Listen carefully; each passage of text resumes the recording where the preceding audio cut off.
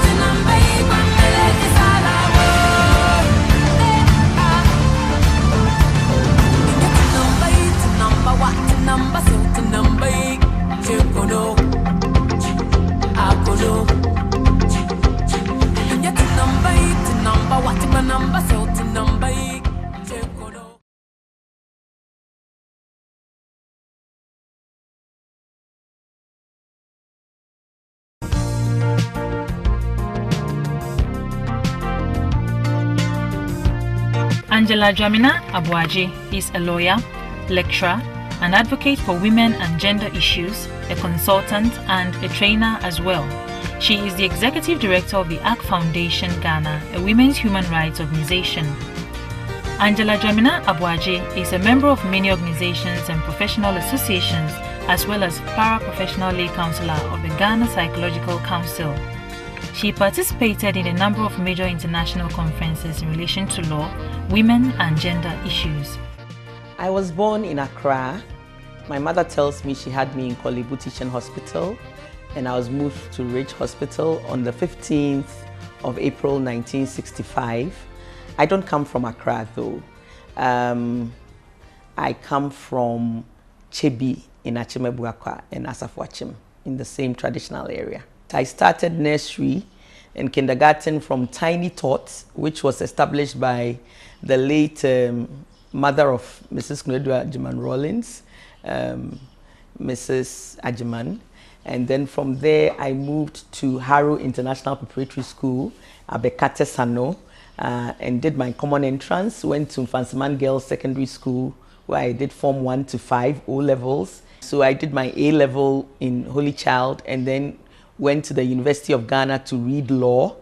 I finished my LLB in the University of Ghana, and then I went to the Ghana Law School and did my qualifying certificate of law, which we call BL. Several years after working for a little bit at the Attorney General's Department, I went to do my Master's in Law in Georgetown University Law Center. I went to do my Master of Arts in Theology, Mission and Culture at the Akrofi Christella Institute of Theology, Mission and Culture, which is in Ekropong here. Followed up, that was in 2013, with a Master's of Theology in the same institution. Now I'm a PhD candidate in progress in theology in the Akrofi Christella Institute. I was motivated to do law primarily by my father. I admired him as a lawyer. I considered that he was very interesting, his courtroom antiques, as we call it, his articulation in the law, his love for the law.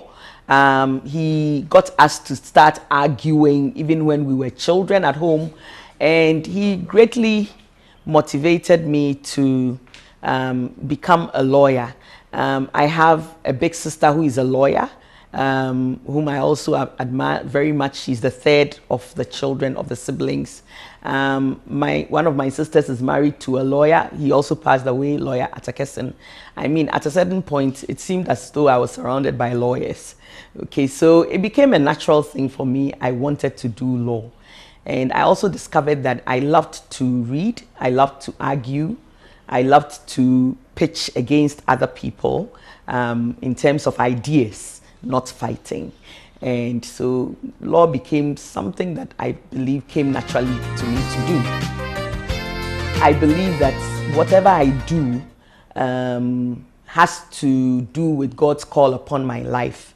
And so I am careful to ascribe what it is that I have become to God, who is my sustainer.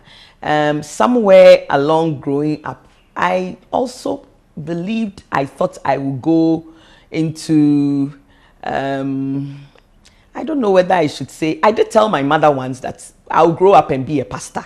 I remember that very, very clearly. But I didn't know that that would actually happen. I knew I'll be in church doing something for the Lord and so on. Some time in 1991,